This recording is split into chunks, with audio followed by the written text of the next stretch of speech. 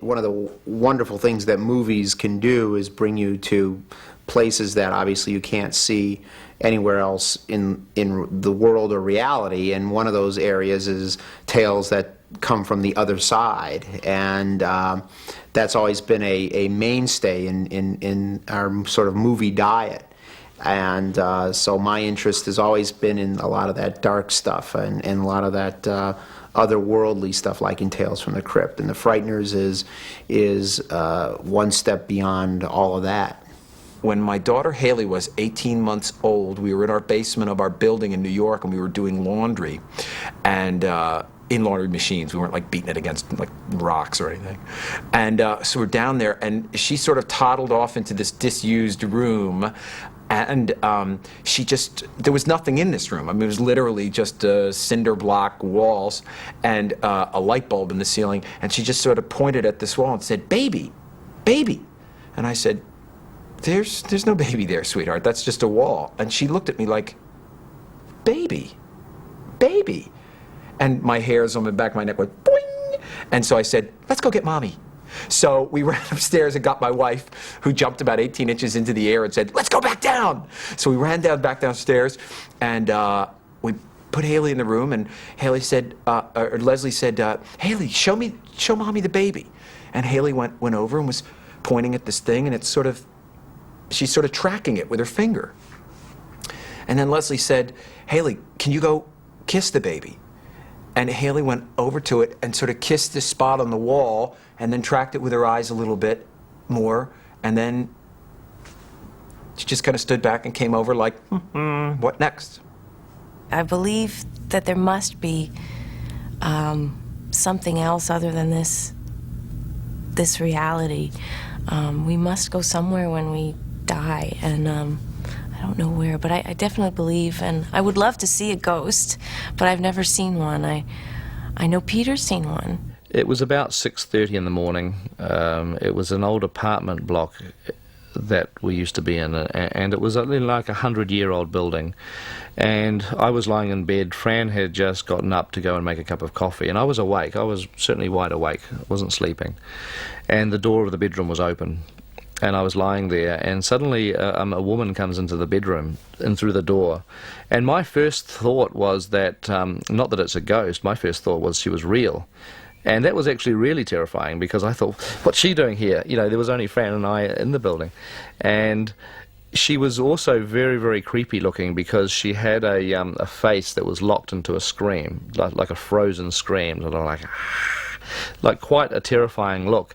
And so within a second or two, I'm taking this in. I'm thinking it's a real person. She's got a scream on her face, making no sound, silent. And my heart starts thumping. And then after like 2 or 3 seconds, because all this happens very quickly, after 2 or 3 seconds I realise that she's a ghost, that she's not real. She's gliding across the floor. She's not actually walking. And also I guess there was she was like transparent. There was a sort of it didn't feel solid.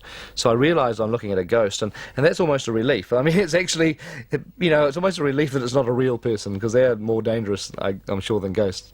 And so I'm watching her, and she goes across the floor, and she slowly rises in the air, and my eyes are totally locked onto this figure, and then she disappears out of the wall on the other side of the bedroom, and the whole thing took maybe 6 or 7 seconds from the doorway across. And I mean, I was like trembling. It was like I felt exactly the same as you do if you just have a near miss in your car or something, and you just feel kind of weak and your heart's pounding. And I called out to Fran, and she came running in. And now Fran had lived in this apartment for like 5 years, prior to this. And I said to Fran, "I think I've seen a ghost." And the first thing that she said to me, and this is true, the first thing she said to me was it a woman with a screaming face? And I said, yeah, she had a screaming face. And Fran said that about 3 years earlier she'd woken up in the middle of the night. She was by herself and opened her eyes, and at the foot of the bed was a woman with a screaming face who was standing at the foot of the bed staring at her, and this was the same room. And so, that's the sort of thing that you can't make up. I mean, Fran had never told me about that experience that she'd had, and then I saw the same ghost, 3 years later. So I don't know. I mean, I've always believed in that type of thing, I guess, because I just generally believe in most things.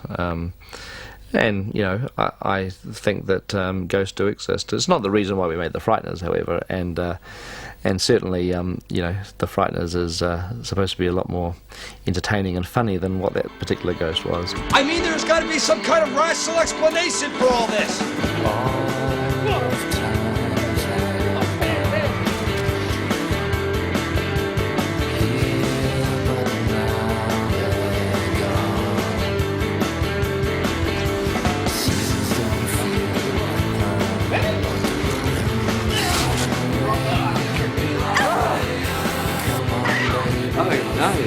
You're next, pal. Another one's gone. I mean, that's actually quite a nice shot, though.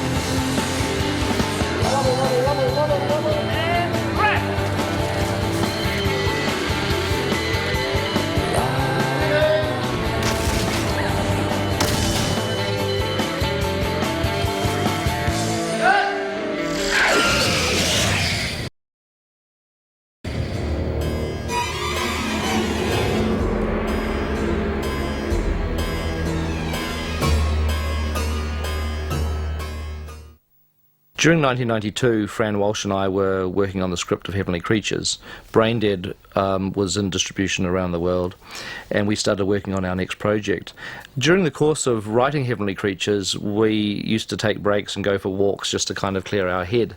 And I remember one Sunday afternoon we were taking a walk along the Seatoon seafront to the local shops to buy some milk, and we were talking about some ideas for films. And I think because Heavenly Creatures was so factual based, it was a true story, our minds were sort of going into more imaginative areas, you know, making things up. And we talked about ghost story ideas, and we came up with the seed of The Frighteners during that walk to the shops, which was basically the idea about the psychic con man who runs the scam, has the ghosts scaring people and earning money for them. So that was the seed of the idea. We came back and had to carry on working on Heavenly Creatures, but we managed to write a 2-page story outline that was the basis of our idea at that time. It doesn't actually bear a huge resemblance to the finished movie when you look at it today. It has all sorts of things like the local sheriff was the big villain, and the mayor of the town was embezzling somebody, and there's a whole lot of stuff in here that never made it into the movie. So having committed it all to paper, we sent it off to Ken Cammons at ICM, our agent, and we forgot about it for 3 or 4 months. We were busy working on the Heavenly Creatures script. And we got a call from Ken sometime later. He'd sent the story idea to Bob Zemeckis. Now, Bob at that stage was working on ideas for possible Tales from the Crypt feature films. And Ken thought that this might be a possible idea for him. Bob read it, he liked the idea, but he didn't think it was suitable for Tales from the Crypt, but he wanted to develop it as a standalone project. And in January '93, Fran and I were in Los Angeles. We had lunch with Bob. It was the first time we met him. We sat down and had lunch, and they pitched me this very intriguing and bizarre story, which I immediately fell in love with.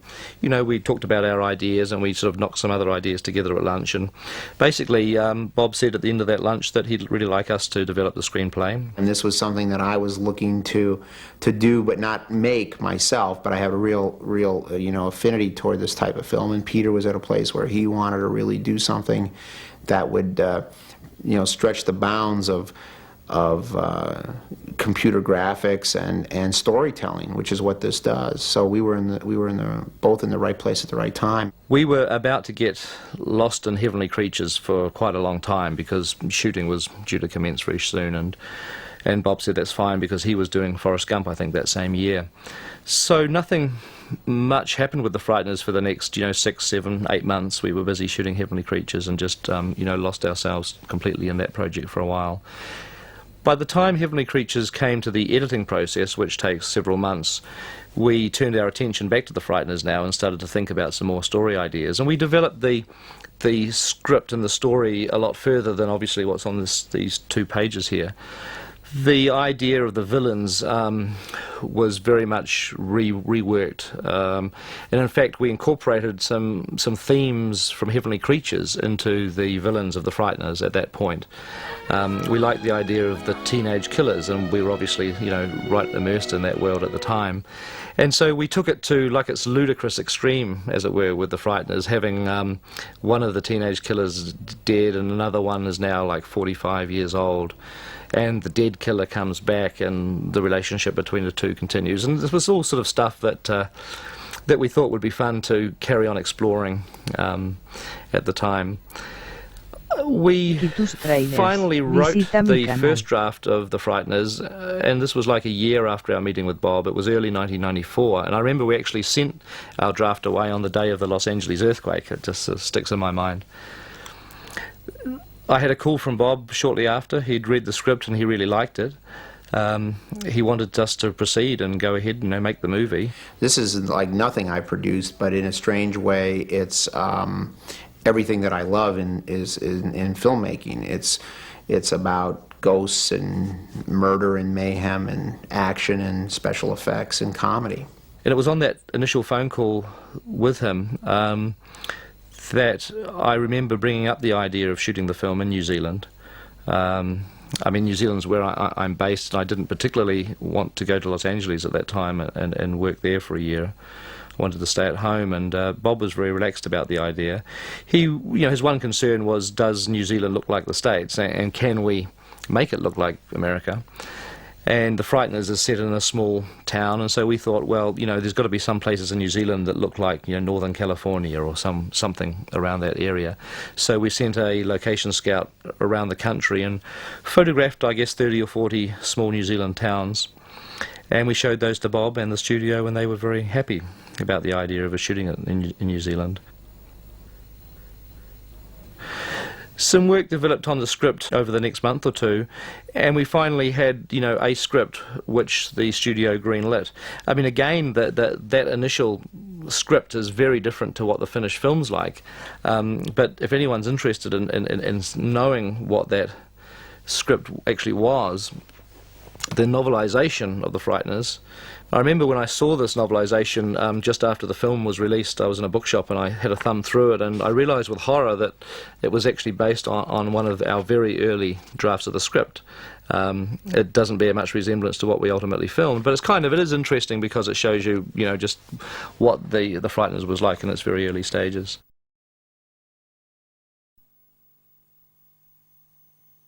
Before we started shooting any film, I storyboarded the movie with Christian Rivers, who's a storyboard artist I've worked with for the last 3 or 4 movies. And the method that we work is quite simple. I sit down and I have the script, you know, in my lap, and I just thumb through it. And Christian sits beside me, and I sort of describe to him the shots, you know, as I imagine them coming off the script, and he draws them up.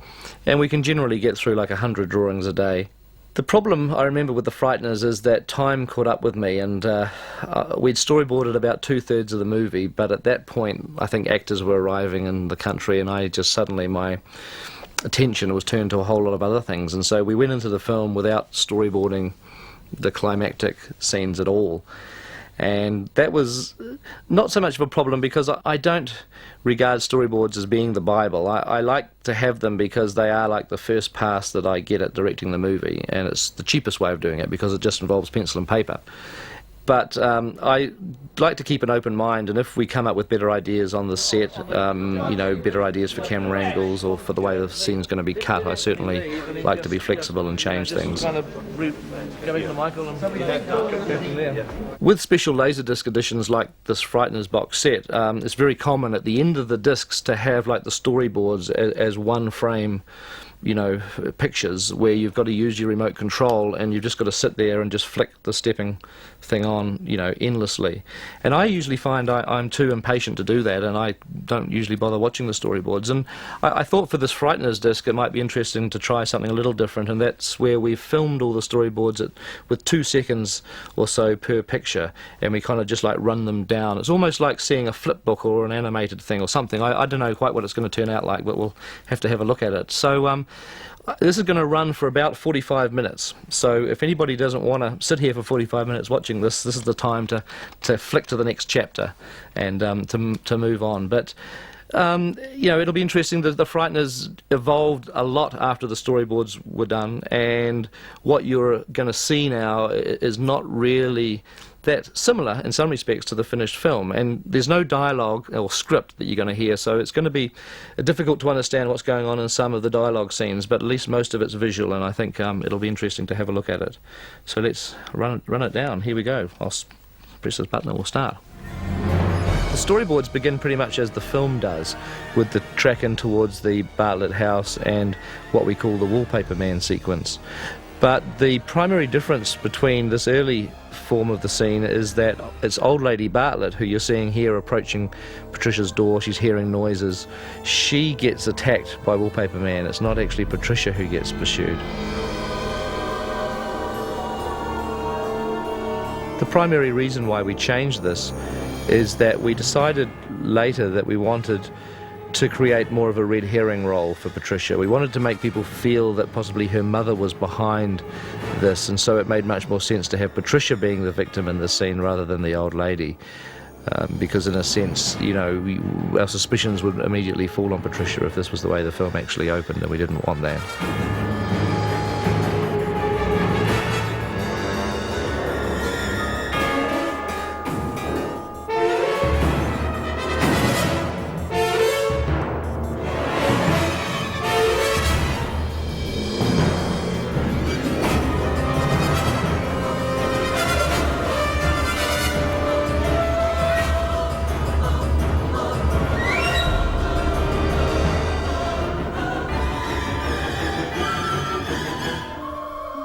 I always loved this idea, which was Ceiling Man grabbing the old lady around the throat and kind of hanging her in the kitchen, and she actually zaps him with her foot, hits the electrical switch, and the guy sparks off the and drops her. So I thought that was quite a neat gag.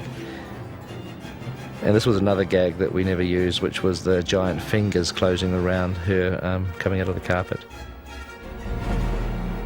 Here's the first time we saw Patricia, and this is where we pretty much reverted to, the film reverts back to the storyboards again when Patricia gets overbalanced by Carpet Man and dragged into her room.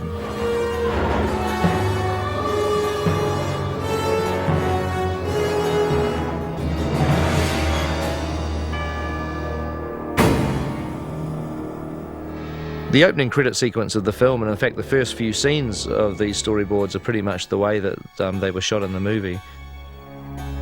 The relationship between these two characters in the newspaper office, Magda, the editor, and young Steve, the journalist, was expanded somewhat in this original version of the film, as you'll see when we get to it a little bit later on.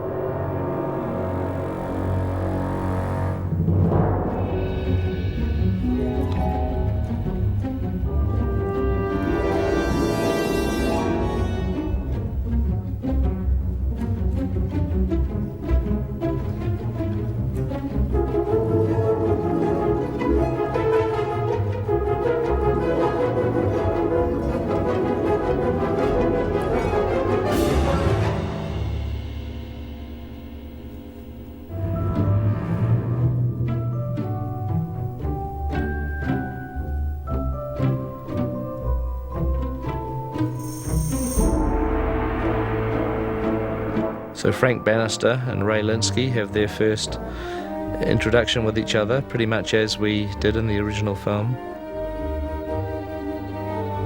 And this follows on into Lucy arriving at the Bartlett house, which as a sequence is pretty much the same as was shot.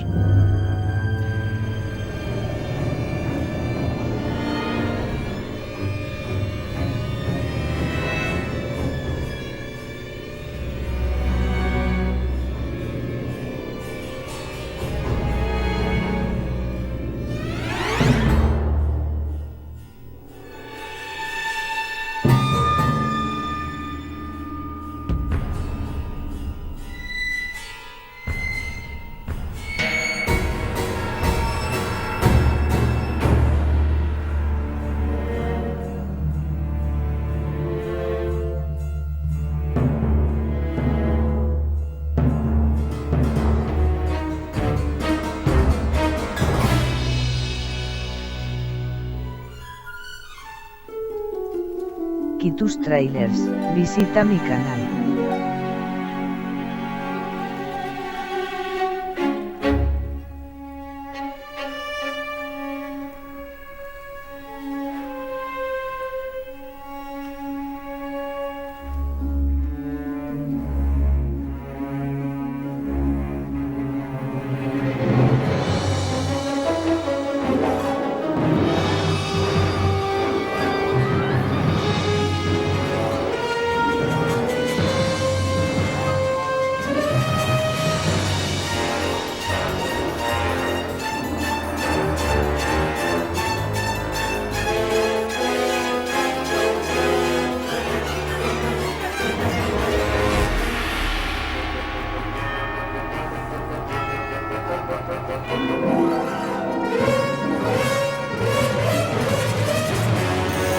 The haunting scene ends with a little gag with the frozen chicken that we didn't actually put in the cinema release, although it was filmed and is back in the Laserdisc.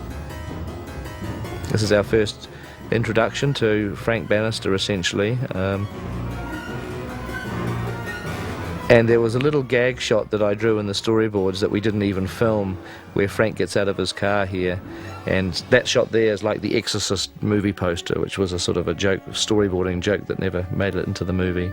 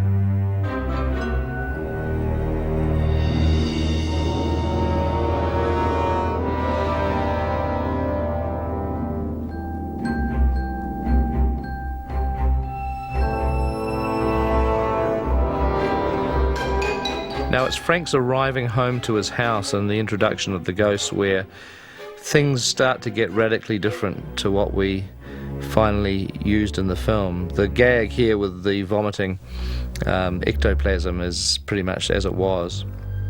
But once they get into the house, I know that we did make a lot of changes.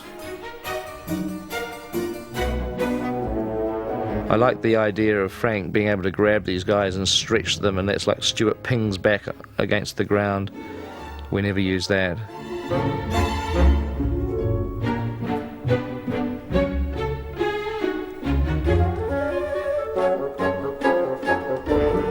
The original idea for when they first arrive home is that Cyrus wants to put some music on, and we actually were going to get the rights to the theme from Shaft, and so he's kind of like boogieing to this music, and he ends up sticking his head in the speaker and his body vibrates with the music, which I thought was quite a funny gag.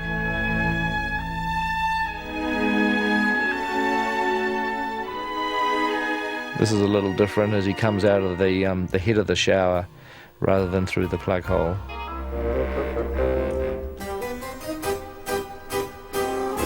And this was the introduction to the ghost, which is a little different to the way it ends up in the movie, where the ghost judge is just like blazing away with his guns and he's trying to shoot Rustler the dog, who's defying gravity, running around the walls. The judge ends up blasting at Frank. He nicks a bit off Stuart's ear because we wanted to have that to prove that the ghost can actually get wounded by ghost bullets, which is a plot point that's important later on.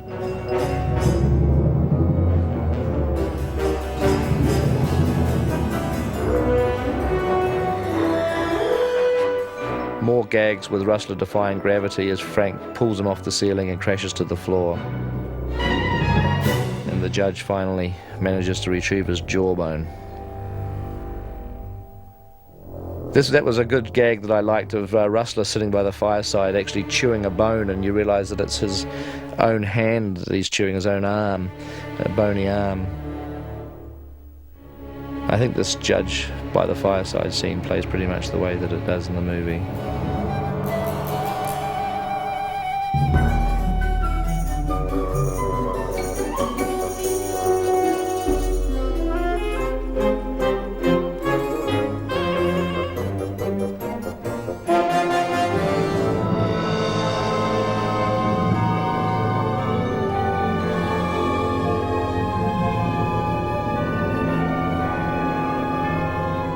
we're back to a sequence, which is pretty much the way that we shot it, where Frank realises that Lucy's husband Ray has in fact mysteriously died and is now a ghost, and Ray begs Frank to take him up to his funeral.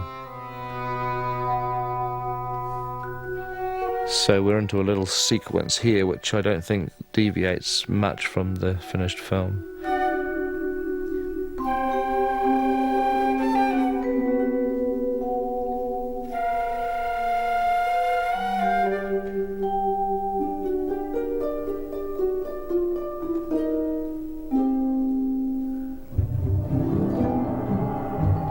Arriving at the cemetery, we're going to get our first introduction to the character of the gatekeeper. Now, the gatekeeper is a figure that never made it through into the finished movie. Here he is.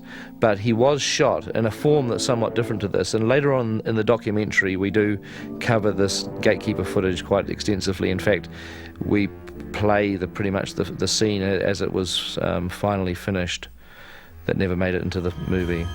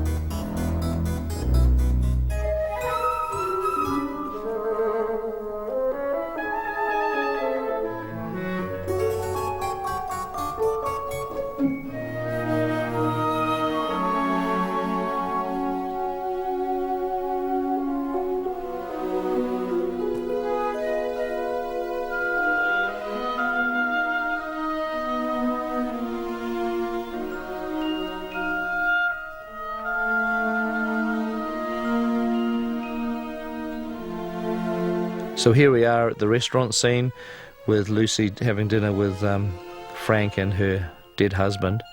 This scene plays pretty much as it does in the movie. Not the most interesting thing to look at when you haven't got dialogue.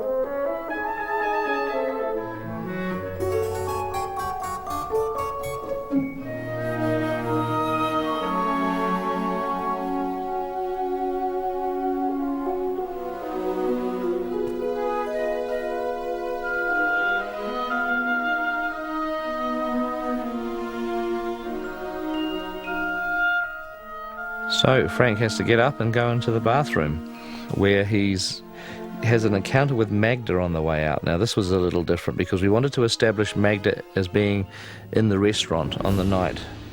We'll see the reason for that a little bit later. This scene with the victim in the toilet plays pretty much as it does. The Reaper action's a little bit different because the Reaper was like hovering above one of the toilet stalls, comes straight down and gets the guy. He doesn't come out of the mirror as he ultimately does in the film. The idea for the mirror, I think, just came about because we looked at the mirror on the set and really liked it, and it was just one of those ideas that we developed when we were actually shooting the film.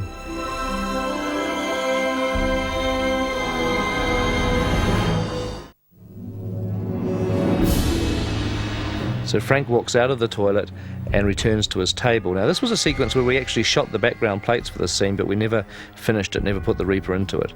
Frank sits down at the table, he's nervous and sweaty, and suddenly the Reaper looms into the restaurant. Now, we were playing this in a way that Frank can see the Reaper, nobody else can, but Frank wants to not let the Reaper know that he can see him, not draw attention to himself. So he's trying to interact with Lucy, but all the time he's seeing this thing hovering around in a threatening kind of a way. It looms up right behind Lucy, and then Magda makes her appearance, and she's a bit drunk, and she starts to abuse Frank for having dinner with Ray Linsky's widow, and the Reaper suddenly rushes out and Frank hurries after it, which was all designed to obviously make him look very suspicious when they find the body in the bathroom later on.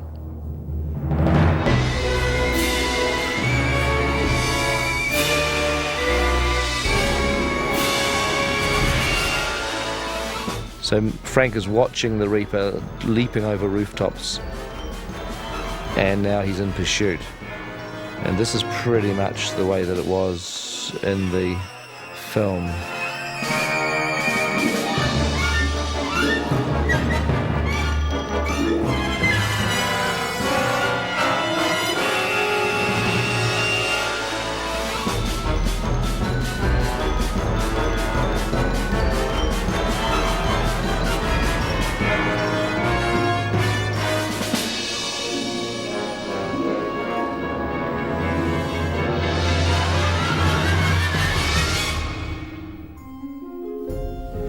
Now we are at the museum, and this sequence is a little bit different to what ended up in the film. We started with a lecture to a bunch of guests, and we have the gag right up front of the judge being attracted to the mummy and jumping into the sarcophagus. Stuart and Cyrus are there, and they're kind of going, "Oh no, Judge, you're embarrassing us there." It's that type of thing. And the judge, in fact, gets pulled out by the legs by Cyrus.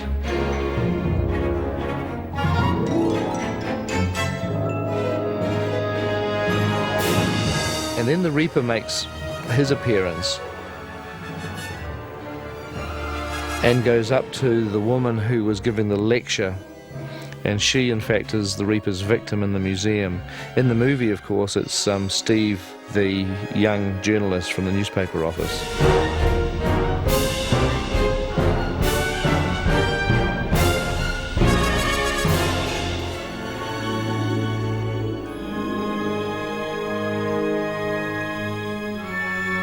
Now Cyrus has been wounded by the Reaper's scythe, and he slides down the wall, leaving an ectoplasmic kind of a puddle as they're attending to the body of the young woman. Frank sees the light and realizes that something's on in the museum and hurries across there.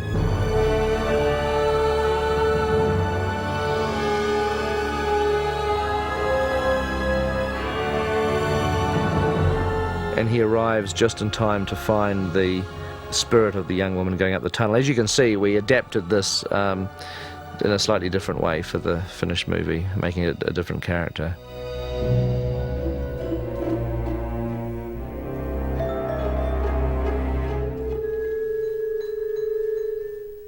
This is the museum curator who's asking Frank for help because he thinks the museum might be haunted.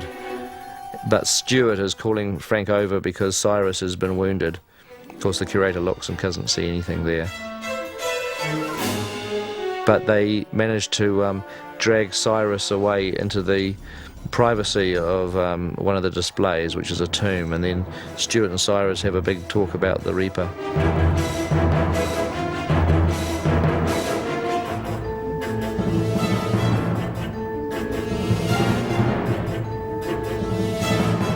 Now this is the body being carried out of the restaurant. We're back in the restaurant now, in a scene that obviously never made it in the film. The deputies are hearing how Frank Bannister was seen rushing out. Magda's saying that he was acting in a very strange way. Now the body is being taken out of the museum, and Frank realizes through things he can hear the deputies saying that he's now a suspect for these murders. And we run with the sarcophagus gag of Frank hiding in the sarcophagus being pushed by the ghosts, which is again something that ended up in the finished movie pretty much in this form.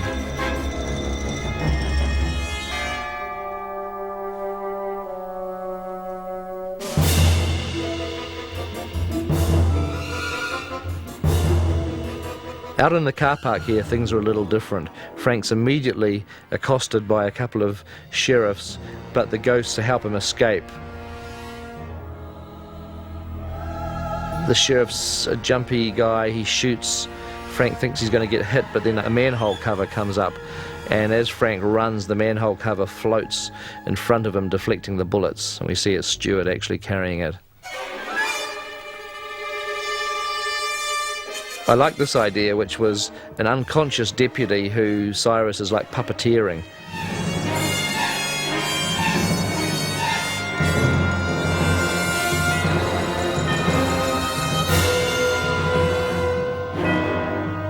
The judge now joins Frank in the car as he's making his escape. And we run with the gags that we used in the final film of Cyrus and Stuart trying to pull the spark plugs out of the engines and Stuart getting sucked into the car.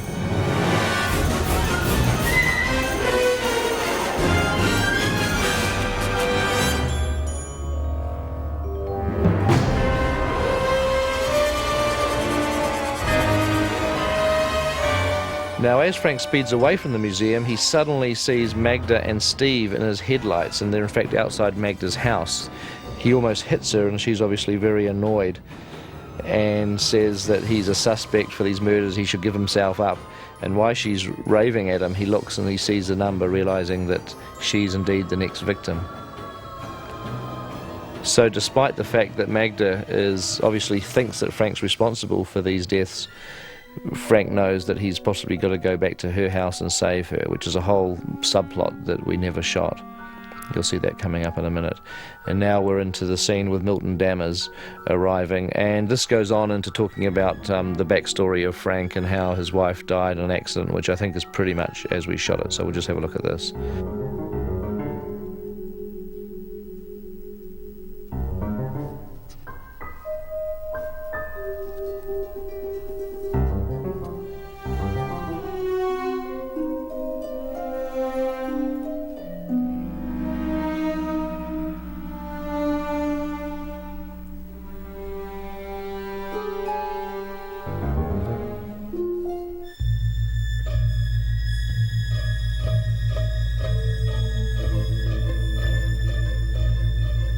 One difference with the way it was originally storyboarded is instead of the knife being the murder weapon, it was going to be a gun, and we were going to see Frank loading a gun into the trunk of his car with his name engraved on it, and then we were going to hear how his wife was found dead in the forest with gunshot wounds.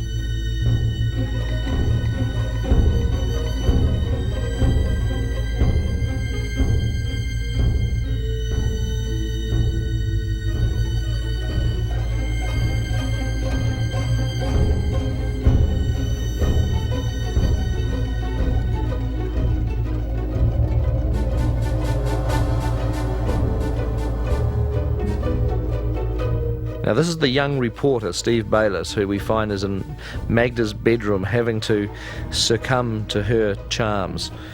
Tráilers.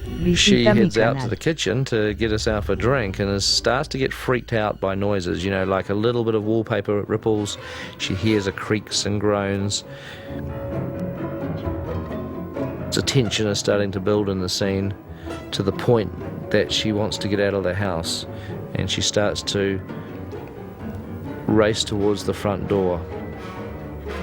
She runs towards the door, thinking she's being pursued by some unseen evil. She opens the door and there's a big fright as Frank's standing there. She, of course, thinks that Frank's there to do her some sort of harm and tries to defend herself. Steve runs away in terror as Frank says, no, you've got to listen to me, you're going to be the next victim. She doesn't, she just picks up the phone, but then suddenly the Reaper attacks. Frank manages to push her away from the Reaper, and we have a little sequence here where he struggles to try and save her life. Of Of course, the problem that Frank has is that he can't make physical contact with the Reaper. Every time he tries to grab him, he just passes through him. But he can at least get Magda away, which is what he tries to do here.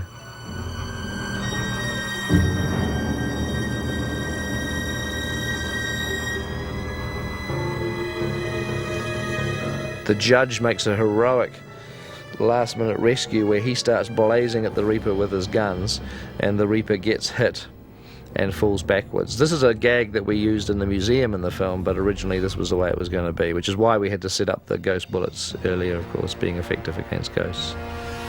So Frank and the judge take Magda away in the car. He just now has to try and get her away, as far away as he can from the Reaper, who he knows now is going to just pursue her relentlessly.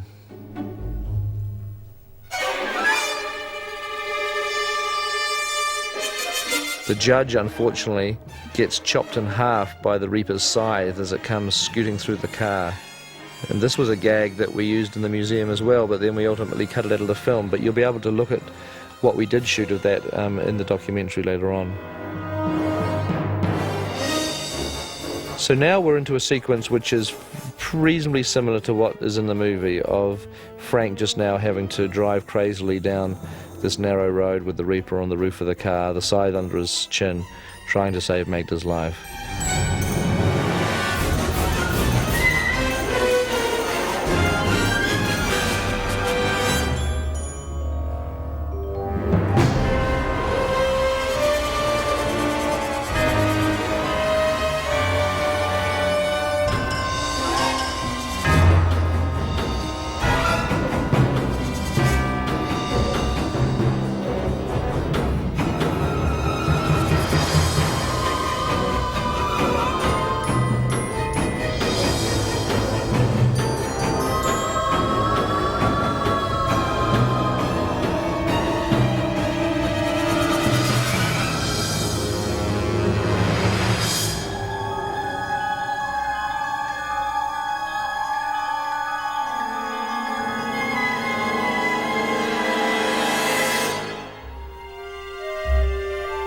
So Frank walks into the sheriff's office to give himself up the following morning, a scene which is pretty much the same as what's in the movie.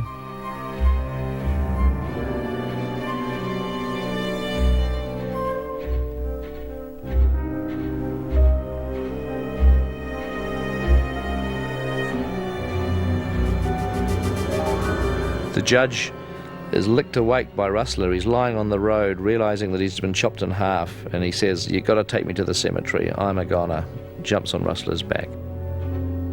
We cut to the Linsky house, and Lucy has just had a shower, and she's doing her hair in front of the steamed-up mirror when the letters of her name are scrawled with an invisible hand. She's starting to get freaked out, and her husband's face presses against the shower box. The window's locked, the curtains go down. He sits on the bed and pats the bed, so it's kind of pretty freaky for her, and she jumps in the car and races away, and he is in the back of the car. And he's pacing around the room saying, you know, you got to listen to me, Lucy, we got to have a second chance. This is a scene that we actually filmed in a slightly different context, which you'll see in the special edition.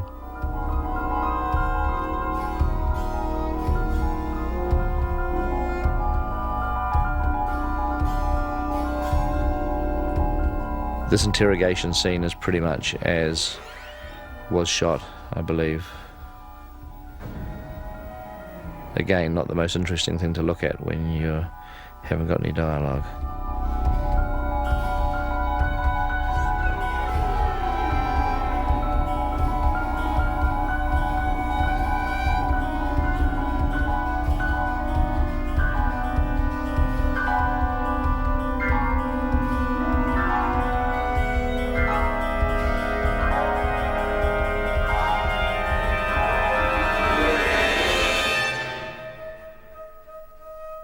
So Lucy returns to the Bartlett house, having received an urgent message on the phone to come and help Patricia.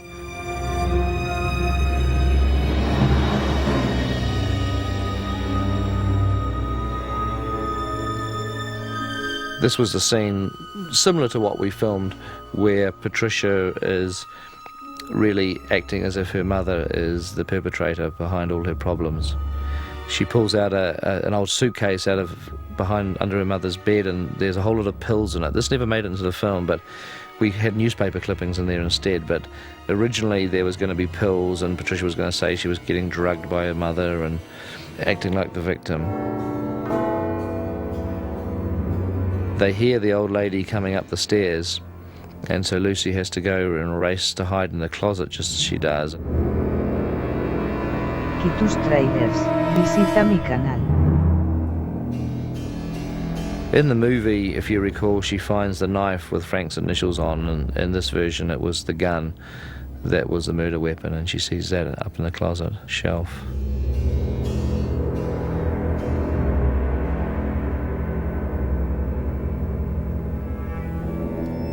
So as Lucy comes down the stairs, there's hints of Wallpaper Man following her. We filmed this in a slightly different way. One of the real difficult problems with drawing storyboards like this is when this was being drawn, I didn't even know what the house was going to look like. It's one of the really tricky things. You don't know what the set design is, and so it's hard to design the shots. And often, once you get on the set, you make modifications. So Ray's empty carcass rolls onto the ground, and we cut to the sheriff's office. This was a scene that we ultimately filmed but cut out of the cinema release. It is back in the special edition. If you've already seen it, you'll know what I mean. The scene where the ghosts arrive to try and help Frank. He's now been imprisoned, and they walk through the cells. But to their shock, they find that Frank can't actually see them anymore. He seems to have lost his psychic ability temporarily.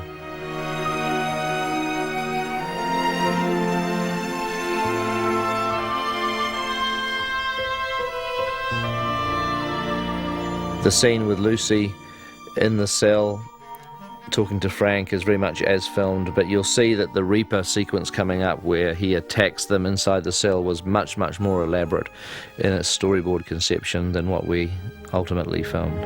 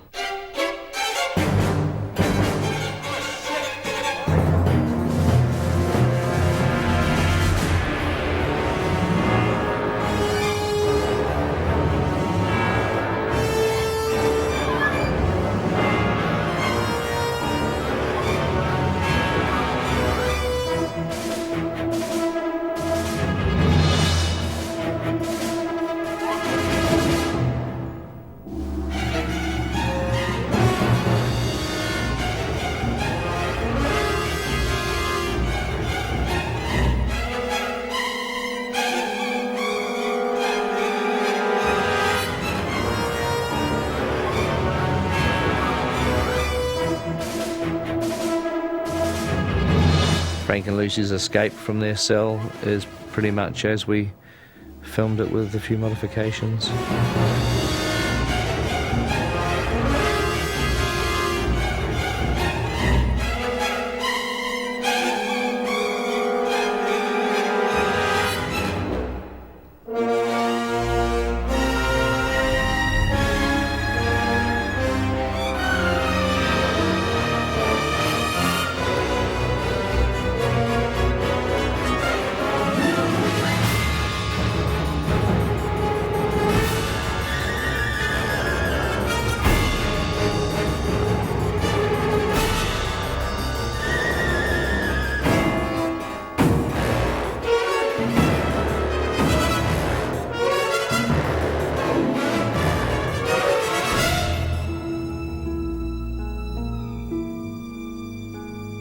So here we are in the cryogenics lab, and this sequence plays pretty much as it does in the movie. We're about to come to a scene where the storyboards are much, much more elaborate than what got filmed, and this is the whole sequence of Frank being a ghost. I had intended this to be quite a long scene, And as it was, it got cut down for various reasons. One is obviously just the pace of the film. Secondly, we were running out of time, we were behind schedule, and we were in danger of going over budget if we didn't make some trims. And so the sequence that runs with Frank as the spirit trying to chase after Lucy became a little bit more simple.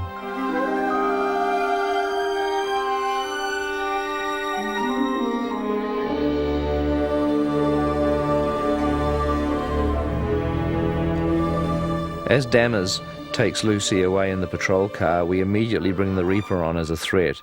He starts to pursue the car, and Frank races out of the medical centre to see them driving away with the Reaper on their tail. So he starts running very, very fast and realises they're about to go into a freeway. And this entire freeway scene never made it into the film. It was never shot, although one or two of the gags survived in a slightly more truncated way.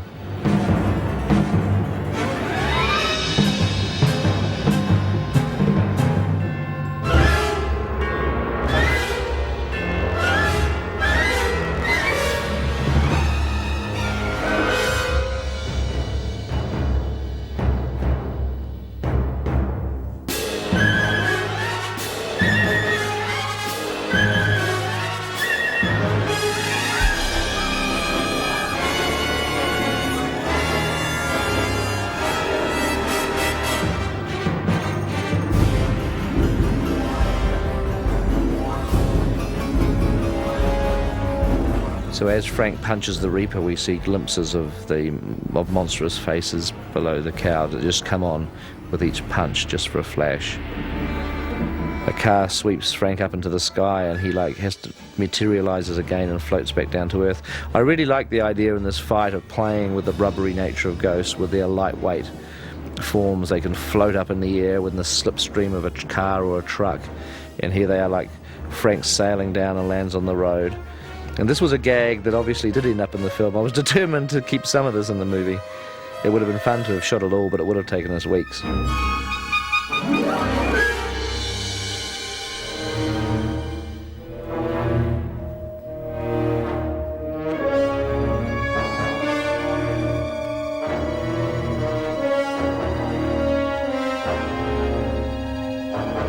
This is another gag where Frank throws himself on the ground and gets flattened by a truck that ended up in the movie in a very brief form. I like the idea of this fight because it was a chance to play with the ability to run through cars and through buses. It also was Frank's opportunity to actually physically fight the Reaper, which he was unable to do as a human being, and we really milked it for all it was worth in this sequence. This was the end of the scene where he pins himself on the front of a truck but pushes the Reaper away with his feet. The Reaper ultimately just sails away into the night, and Frank rides on the truck a little bit further and picks up the cop car driving across the far side of town towards the cemetery. So he decides to run to it, and he runs through houses, through people's dinner tables and through roofs, and you can see what's happening here, going through walls. And we were going to have this big long scene. This was a one-shot scene where we just follow him, and the camera and him just pass through all sorts of houses and buildings and factories, and in this chase to get to this car.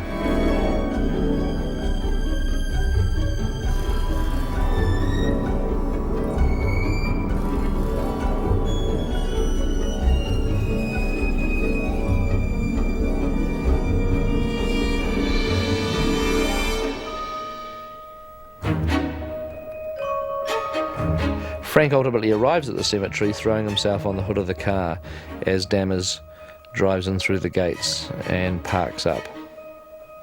He looks in horror as the Reaper is heading across the rooftops, only to be grabbed by the gatekeeper. Now, this is a scene you'll be able to look at in the documentary as well, because we did film most of this. And this is with the modified gatekeeper design, which is different now to how it was at the beginning of the storyboards. The judge, who you'll remember went to the cemetery on the back of the dog, makes a reappearance in the graveyard at this point in time, and we get into this complicated bit of action with the dog, with the judge, with the gatekeeper, with the drill sergeant, with the reaper. It's all kind of happening. Y tus trailers, visita mi canal. A version of this scene was actually filmed, and we've kind of reassembled it as best we could for the documentary.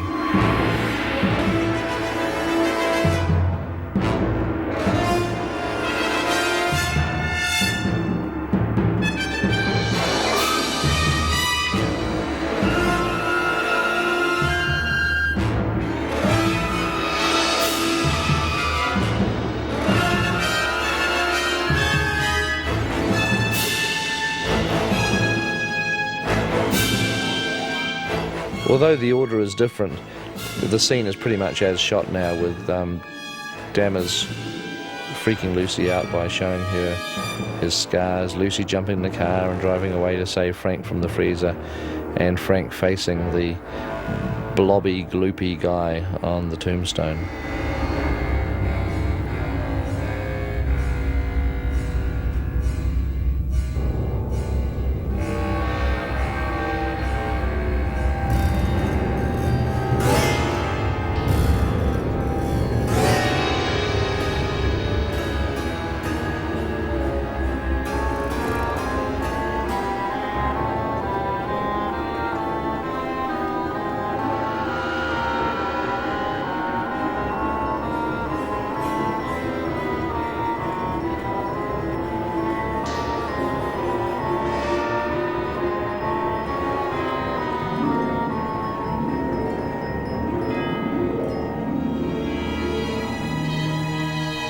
Now there's a shot coming up which I'm really fond of, which is where Frank goes into a coffin, sees a corpse, and he kind of like propels himself through the ground into a series of coffins. We actually shot this shot. It didn't end up in a theatrical version for pacing reasons, but you can see it in the documentary in the deleted scenes section. He carries on pushing himself through the ground and ends up in the crypt where he sees the blobs reforming into Johnny and the Reaper. And this was another scene that's in the movie. It never was as successful as what I hoped. I wanted this sort of blobby texture to kind of like pull Frank in and encapsulate him, and we never got that quite working well enough.